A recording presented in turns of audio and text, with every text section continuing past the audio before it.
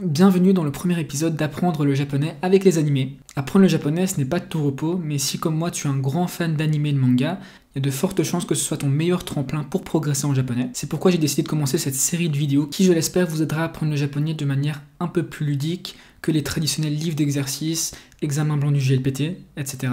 Je pense que tous les apprenants peuvent tirer quelque chose de cette vidéo, mais évidemment ce sont les débutants qui en bénéficieront le plus. Donc aujourd'hui on va découvrir 10 phrases bien utiles de la vie quotidienne en japonais, avec un classique selon moi, Parasite, qui est un animé sanglant et très intéressant qui est sorti il y a quelques années. Je sais pas s'il est encore disponible sur Netflix, mais en tout cas je vous recommande de le chercher sur internet parce qu'il est vraiment hyper bien. D'autant plus si vous raffolez d'animés horrifiques. Bref, c'est parti pour la vidéo.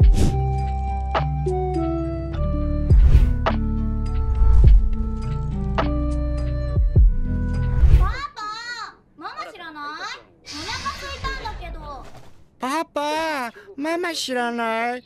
お腹空いたんだけど。Onaka suita, c'est une expression qui veut dire j'ai faim. Onaka veut dire ventre, estomac. Et suita vient du verbe suku, se vider, être vide. Donc littéralement, onaka suita signifie avoir le ventre vide. Il existe une alternative plus familière à cette expression, hara hetta. Hara hetta. On retrouve à nouveau le kanji d'estomac, mais il se lit cette fois-ci hara, ainsi que le verbe heru au passé, qui veut dire diminuer. Cette expression est moins logique pour nous si on essaie de la traduire mot à mot en français, mais est employée très souvent dans un contexte informel.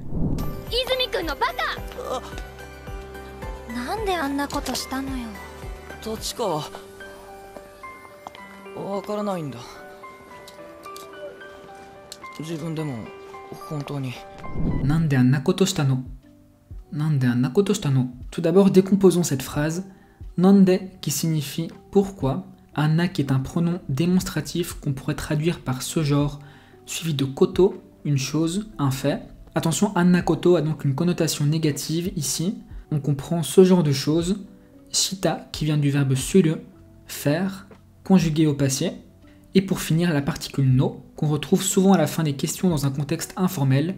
Mi bout à bout, on obtient pourquoi est-ce que tu as fait ce genre de choses, ou plus naturellement, pourquoi est-ce que tu as fait ça.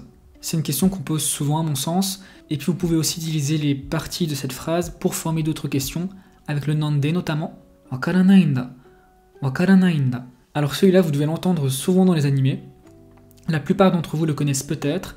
Ça se traduit en je ne sais pas, ou je ne comprends pas, en fonction du contexte. On a le verbe wakaru, comprendre, dans sa forme négative. Le nda à la fin, vous allez le voir partout. C'est une contraction de noda qui apporte une nuance explicative pour se justifier. Par exemple, dans un registre plus formel, on dira wakarimasen. Wakarimasen.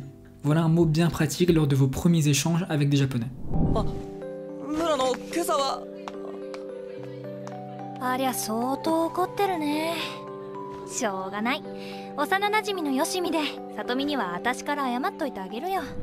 Shouganai. Shouganai. Shouganai, c'est ne pas avoir le choix. Ça renvoie à l'idée de quelque chose d'inévitable qu'on ne peut qu'accepter. Je trouve que cette expression correspond bien au c'est comme ça et c'est la vie qu'on a en français.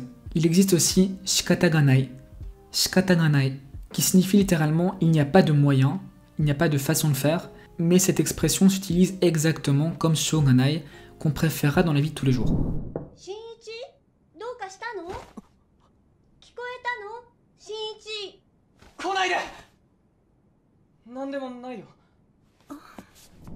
Doushitano?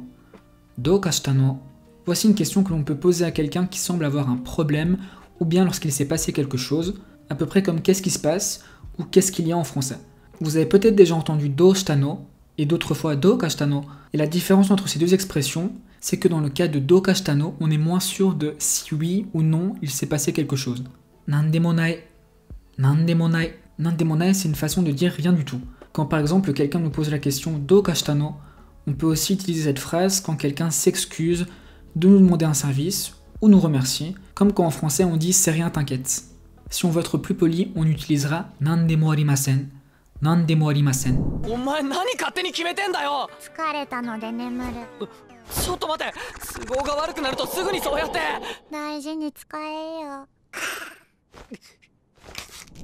Tsukareta no de nemuru. Tsukareta no de nemuru. Tsukareta vient du verbe tsukareru au passé et signifie être fatigué, et on l'utilise pour dire je suis fatigué. Le node après un verbe permet de dire parce que blablabla, et en l'occurrence ici, c'est parce que je suis fatigué. Et enfin, nemuru qui est le verbe dormir. Donc ce que Migi dans l'extrait il dit à Shinichi, c'est parce que je suis fatigué, je vais dormir. Ou plus naturellement, je suis fatigué, donc je vais dormir. Chotto matte. Chotto matte. Attends un peu. Chotto c'est un petit peu, et matte c'est la forme impérative du verbe matsu, attendre. C'est une phrase de base qu'on utilise probablement chaque jour, donc retenez-la bien. Plus poliment, on dira chotto matte kudasai. Chotto matte kudasai.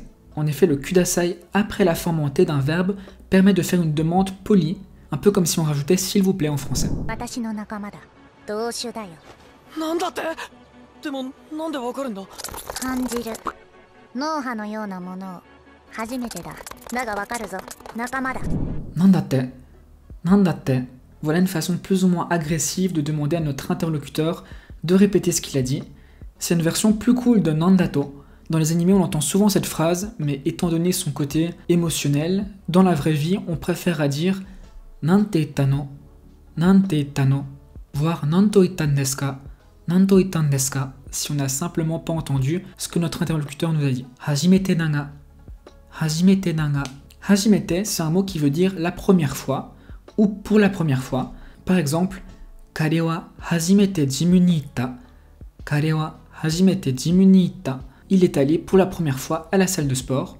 Le danga de la phrase tirée de l'extrait équivaut à notre mais ou par contre. Hajimete naga sera donc une manière de répondre mais c'est la première fois à une remarque ou à une question, comme Migi l'a fait dans l'extrait qu'on vient de voir. Voilà, c'est déjà la fin de ce premier épisode. J'espère que tu auras appris quelque chose grâce à cette vidéo. Est-ce que tu connaissais l'anime Parasite? Est-ce que tu l'as déjà vu? N'hésite pas à me dire tout ça dans les commentaires. Si tu veux me soutenir, abonne-toi, ça me ferait hyper plaisir. Et on se retrouve très bientôt dans une prochaine vidéo. Matane!